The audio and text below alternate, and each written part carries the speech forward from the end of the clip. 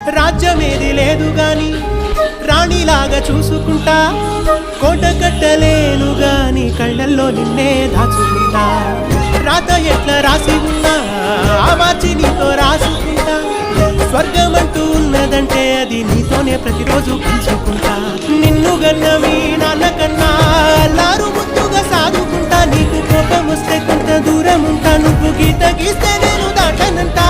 కంట నీరు కంటి రెప్ప దాటకుండా కాటుకై కావాలుంటా. రాబాయి నీ మీద నాకు మనసాయనే, ఏనాడు